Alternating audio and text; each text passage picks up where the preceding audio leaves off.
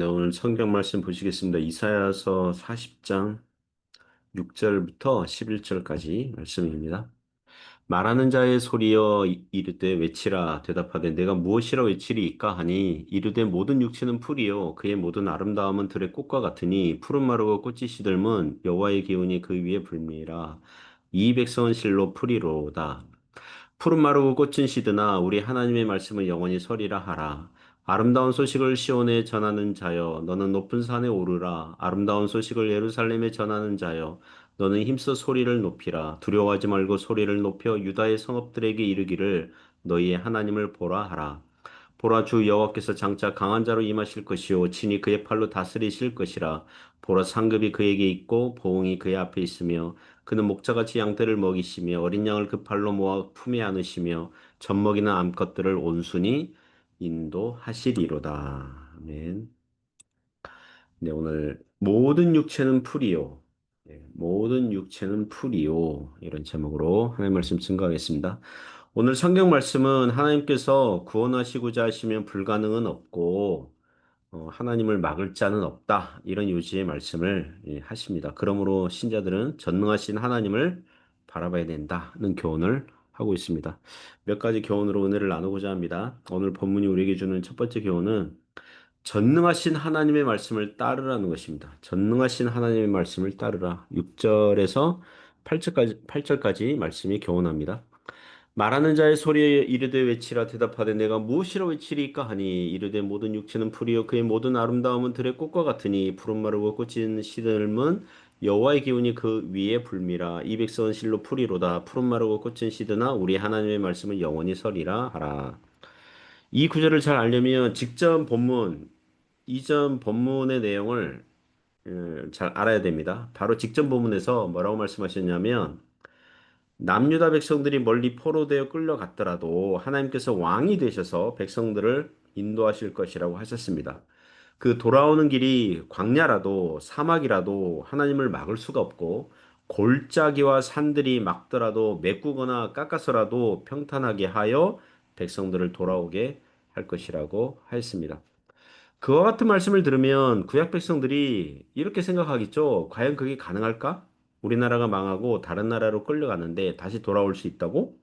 아수르나 바벨론과 같은 세상 나라들을 보니 그들은 매우 강하게 보이는데 그들이 순순히 포로된 백성들을 내놓을까? 믿기 어려운걸? 이런 반응을 예상을 하는 것입니다. 그래서 하나님께서 선지자에게 외치라고 강조하는 거죠. 내가 무엇이라고 외치리까? 무엇이라고 외치라고 합니까? 모든 육체는 풀이요. 그의 모든 아름다움은 들의 꽃과 같으니. 갑자기 모든 육체가 풀이라고 하는 이유가 무엇입니까?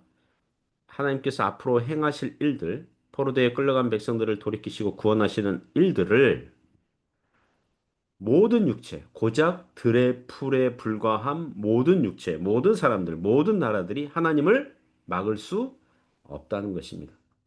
7절, 8절은 모든 육체의 피상적 존재를 강조하죠. 풀이 마르고 꽃이 시든다. 이렇게 반복하고 있어요. 사람이 아무리 아름답고 강하고 놀라운 능력을 가졌다 하더라도 그 본질이 들의 꽃에 비교할 만큼 약하다는 것입니다. 그 시편 5절 6절에 보면 비슷한 말씀이 있거든요. 주께서 그들을 홍수처럼 쓸어가시나이다. 그들은 잠깐 자는 것 같으며 아침에 돋는 풀 같으니이다. 풀은 아침에 꽃이 피어 자라다가 저녁에는 시들어 마르나이다. 그 요새 그 속된 표현으로 그 어떤 사람을 언론이 만든 괴물 이런 표현을 쓰더라고요. 언론이 만든 괴물. 정치인이든 사업가든 연예인이든 처음에는 좋은 이미지로 나타나서 사람들이 인기를 얻고 언론이 이렇게 띄워주죠. 그 사람을 이렇게 막 띄워주죠. 그렇게 자신의 능력과 영향력과 그릇을 키워요. 그 어느새 영향력이 큰 사람이 되죠. 그래서 정치판에서 대선 후보자가 되기도 하고, 뭐 심지어 대통령이 되기도 하고, 전국적인 사업가로서 활동하기도 하고, 방송을 주무르는 힘 있는 사람이 되고, 많은 사람들이 그 사람 주변에 처음에는 몰려들어요.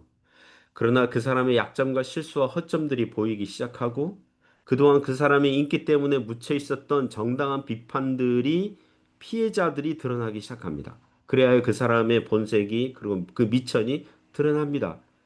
이제는 언론이 이제 여기저기서 막 터트리는 거죠. 그래서 이전에 방송과 언론에서 말했거나 막 이렇게 높였던 예? 인기를 끌었던 것들이 똑같은 장면인데 이제는 이제 예전 그런 그 언론이나 그런 방송들이 부메랑처럼 자신에게 돌아와서 자신을 치는 것을 보는 것입니다. 그래서 이전에 이랬던 사람들이 이제 떠나가고 이제 반대편으로 돌아서고 뭐 이런 걸 봅니다. 자, 무엇을 깨닫습니까? 아, 사람은 그래봤자 풀에 불과하구나. 풀에 불과합니다. 모든 육체는 풀이에요. 사람들의 인기는 신기루에 불과하다는 것입니다. 8절에서 푸른 마르고 꽃은 시들지만 우리 하나님의 말씀은 영원히 서리라 이렇게 말씀하고 있어요. 하나님의 말씀과 비교하면 모든 인간은 이 세상의 모든 나라들은 그저 잠깐 있는 아침에 폈다가 저녁에 시드는 마르는 풀에 불과하다는 것입니다. 그 누가복음 12장에는 어리석은 부자 이야기가 나오거든요. 자, 어느 부자가 있습니다. 원래부터 부자였던 것으로 보여요. 이미 창고가 있는데 농사가 잘 돼서 창고를 더 크게 짓고 곡식과 물건들을 거기 쌓아두겠다고 하는 걸 보면 원래부터 부자인데 더욱 이제 농사가 잘 됐으니 사업이 잘 됐으니 그죠? 장사가 잘 됐으니 이제 자신의 장밋빛 미래를 그리는 거죠. 여러 해 동안 쓸 물건을 많이 쌓아두었으니 평안히 쉬고 먹고 마시고 즐거워하자. 예. 내 인생은 앞으로 행복만 있을 거야. 막 이렇게 기대하지 않습니까? 그러나 그날 밤 하나님께서 그 부자의 생명을 불러가시면 성경에 뭐라고 그러냐면 부자야 이렇게 말하지 않아요. 이 땅에서 매우 많은 일을 했고 많은 업적을 쌓아 올렸고 큰 일을 한 사람아 이렇게 부르지 않아요. 뭐라고 부릅니까? 어리석은 자요. 어리석은 자요. 왜냐하면 자기를 위해서는 부를 쌓아 올렸는지 모르지만 하나님에 대해서는 부여하지 못했기 때문이다 이거죠. 사랑하는 성도 여러분, 하나님의 말씀을 따르고 순종하는 인생을 살지 않는 사람들은 그저 풀처럼 순식간에 말라버리는 인생이 될 것입니다. 그렇다면 우리가 어떻게 살아야 되겠습니까? 의미 있는 잠깐 사는 인생의 시간 속에서 그래도 의미 있는 인생이 되기를 바랍니다.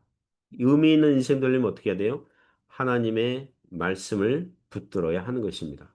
하나님의 말씀을 받아들이고 순종하고 따르는 것이 이 땅에서 가장 의미 있는 자기 창고에 재물을 쌓는 게 아니라 하늘의 보물을 쌓는 인생이 될 것입니다. 영원히 보장된 일을 하시기 바랍니다. 하나님께서 알아주시고 칭찬하시는 인생 사시기 바랍니다.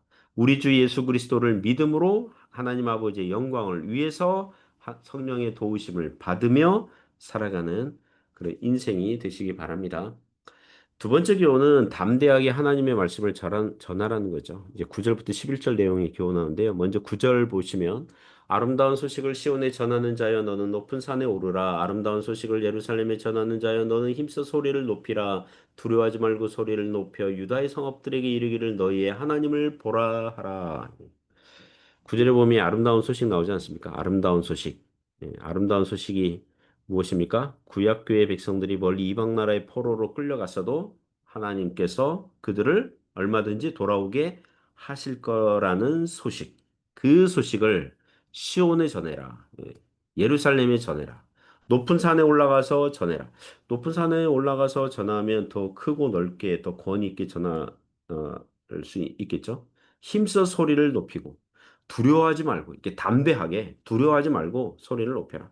예루살렘뿐만 아니라 유다의 성읍들에게도 더 넓은 지역에게도 너희 하나님을 보라. 뭐 이전에 어, 어제 본문에 보면 5절에 보면 모든 육체가 그것을 보리라. 이제 그랬거든요. 더욱 넓은 지역에 많은 사람들이 볼 것이다. 어, 그 예루살렘과 뭐 유다 성읍들 이 말씀을 아름다운 소식을 듣는 이 백성들이 무엇입니까? 어떻게 보면 당장에 이방 나라에게 공격을 받아서 폐허가 됐거든요. 망하게 되고 물론 이제 그 나중에 바벨론이 공격할 때 그렇게 되겠죠. 포로로 끌려가고 모든 것이 암울한 상태에서 그들에게 다시 돌아올 것이라는 소식을 전하는 것은 쉽지 않거든요. 왜냐하면 현실은 암울하기 때문에 어둡기 때문에 오늘날 어느 자연인에게 그 사람은 세상에서 고난이 많고 어려움을 많이 겪고 있어요. 그런 사람에게 당신이 예수님을 믿으면 구원받습니다. 죄와 사망의 굴레에서 벗어나는 유일한 길은 예수님께 오는 것입니다. 예수님 믿으면 인생이 더 살맛나고 의미가 있고 더 좋은 일이 있을 것입니다. 이렇게 전하면 대부분은 그게 아름다운 소식이 안 되겠죠. 그죠? 예. 당장 어려운데 이 사람이 이 교회 다니는 사람이 이 전도자가 내가 고난당하고 있는데 이상한 소리 하네. 내가 심리적으로 힘들 때 자기 종교로 끌어들이려고 하네. 뭐 이런 저런 뭐 생각할 수 있지 않겠습니까? 그러나 우리는 신자들은 오직 모든 소망과 행복은 예수님 안에 있다는 것을 잘 알고 있는 것입니다. 이 세상에서 들을 수 있는 가장 아름다운 소식이 무엇입니까? 하나님이 세상을 이처럼 사랑하사 독생자를 주셨으니 이는 그를 믿는 자마다 멸망하지 않고 영생을 얻게 하신다는 이 복음, 이 소식이 가장 아름다운 소식이잖아요. 그러므로 계속해서 복음을 전하는 저와 여러분 되시기 바랍니다. 하나님께서 구원하시기로 작정한 자들은 복음을 들을 때 믿게 되어 있는 것입니다. 10절, 11절 보시면 보라 주 여호와께서 강한 자로 임하실 것이요 친히 그의 팔로 다스리실 것이라 보라 상급이 그에게 있고 보응이 그의 앞에 있으며 그는 목자같이 양떼를 먹이시며 어린 양을 그 팔로 모아 품에 안으시며 젖먹이는 앙컷들을 온순히 인도하시리로다. 선지자는 하나님에 대해서 이 두 가지 그림 언어를 사용하면서 하나님께서 구원하실 것이라고 하십니다. 그 자기 백성들에게 그렇게 돌보실 거라고 하죠. 하나는 10절에 보면 강한 자가 나와요. 장차 강한 자로 임하실 것이요. 강한 자, 용사. 아마도 전쟁에서 승리하는 왕이라는 그림 언어로 보입니다. 왜냐하면 친히 그 팔로 다스리신다 이런 표현이 있고요. 상급이 그의 입에 있고 보응이 그의 앞에 있다. 그러니까 전쟁에서 승리한 다음에 적들로부터 전리품을 상급으로 이제 가지고 와서 백성들에게 보응 나눠주는 그런 왕 이미지로 보입니다. 다른 하나는 11절에 목자죠. 그는 목자같이 양떼를 먹이시며 어린 양을 그의 팔로 모아 품에 안으시며 젖먹이는 암컷들을 인도하신다는 것입니다. 오늘날 신약 시대에 우리에게 적용하면 누굽니까? 하나님께서 어떻게 오신다는 게 왕이신 예수 그리스도를 믿음으로 우리는 하나님의 백성이 되는 거죠. 예수님 안에 있는 신자들은 은혜라는 상급과 보응을 받게 되어 있어요. 예수님 안에서는 은혜 위에 은혜만이 있거든요. 신자들의 인생에서 형통하고 성공하는 일들도 은혜라면 실패하고 고난과 좌절을 겪는 것도 어떤 면에서는 은혜예요. 왜냐하면 신자들이 고난받는 것도 자기에게 유익이다 이렇게 고백을 하게 돼 있거든요. 하나님께서 그렇게 만들어 주시거든요. 그리고 예수 그리스도께서 우리의 목자가 되셔서 양을 위하여 목숨을 버리시고 구원하여 주시는 것입니다. 신자들이 이 땅에서 사는 모든 삶은 목자 되신 주님을 따라가는 삶이에요. 그분이 우리에게 푸른 초장과 실만한 물가로 인도하실 것이고요. 때로는 사망의 음침한 골짜기를 통과하더라도 목자 되신 우리 주님께서 우리를 보호하실 것을 믿는 것입니다. 우리가 다치고 아플 수 있어요. 그러면 고쳐주시는 거예요. 배고플 수 있어요. 그럼 먹을 것을 주시는 거예요. 신자들의 인생에서 경험하게 하시는 것입니다. 그래서 우리가 기독교 복음 진리를 믿고 따르고 전할 수 있는 이유는 우리 하나님께서 우리에게 실존적으로 보여주셨고 체험하셨고 은혜를 주시기 때문이죠. 우리 하나님은 말씀하신 대로 역사하심을 믿기에 담대하며 전할 수 있는 것입니다. 제가 설교할 때 또 여러분이 다른 신자들에게 다른 사람에게 권면할 때 이렇게 얘기할 수 있거든요. 하나님께 기도하십시오. 그러면 하나님께서 응답하실 것입니다. 왜 그렇게 말합니까? 제가 왜 그렇게 설교합니까? 여러분은 다른 사람들에게 왜 그렇게 권면합니까? 체험했거든요. 경험했거든요. 하나님께서 그렇게 해 주신 것을 우리의 인생 가운데 경험을 했잖아요. 그죠? 수시로 경험했거든요. 하나님의 말씀을 들으면 은혜를 받고 용기가 생깁니다. 그렇게 경험했거든요. 우리가 예수님 안에서 경험했거든요. 하나님께서 그런 영적인 은혜를 주셨고 경험하게 하시거든요. 실존적으로 역사하시거든요. 그래서 담대하게 확신을 가지고 전할 수 있는 것입니다. 강한 용사와 목자 되신 주님을 잘 따라가는 저와 여러분 되시기를 주님의 이름으로 축복합니다.